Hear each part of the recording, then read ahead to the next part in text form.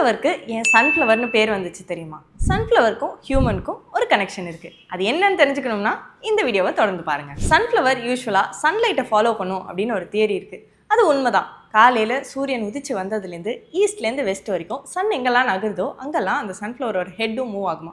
ஏன் அப்படின்னா சன்லைட்லேருந்து கிடைக்கிற நிறைய விஷயங்களில் சன்ஃப்ளவர் க்ரோ ஆகிறதுக்கு ஹெல்ப் பண்ணுமா. இது பேர் ஹீலியோட்ராஃபிசம். ஆனால் இந்த மூவ்மெண்ட் வந்து பார்த்திங்கன்னா இன்டர்னலி அதனுடைய பயாலஜிக்கல் கிளாக்னால நடக்குது அப்படின்னு சொல்கிறாங்க. சரி, ஓகே, காலையில் சூரியன் இருக்குது, அது நகருது. நைட்டில் என்ன பண்ணும் அப்படின்னு யோசிச்சிங்கன்னா அங்கே தான் ஒரு பெரிய விஷயமே நடக்குது.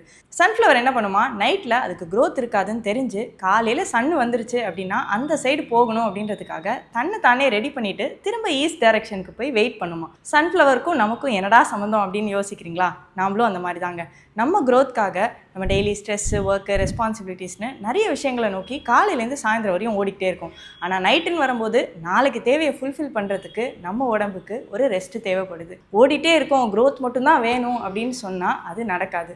நம்ம பாடி ப்ராப்பரான டைமில் நைட்லேருந்து காலையில் வரைக்கும் தூங்கி ரெஸ்ட் எடுத்தால் மட்டும்தான் அது எல்லாமே பாசிபிள் ஆகும். இல்லை அப்படின்னா நம்ம பாடியில் சுகர், பிபி ஃப்ளக்சுவேஷன்ஸ் வந்துடும், ஹார்மோனல் இம்பேலன்ஸ் ஏற்படும். இதை தாண்டி டைஜஷன் ப்ராப்ளம்ஸ் வரும், இம்யூனிட்டி வந்து கொஞ்சம் ட்ராப் ஆகும். ஸோ இந்த மாதிரி நிறைய விஷயங்கள் நடக்கும். ஸோ நம்ம என்ன பண்ணலாம் அப்படின்னு பார்த்தீங்கன்னா, நம்ம க்ரோத்காக சன்ஃப்ளவர் எப்படி சன்னை தேடி போயிட்டுருக்கோ அந்த மாதிரி காலையில் சாயந்தரம் வரைக்கும் நம்மளோட எனர்ஜியை யூஸ் பண்ணி நம்ம எல்லாத்தையும் பண்ணிக்கலாம்.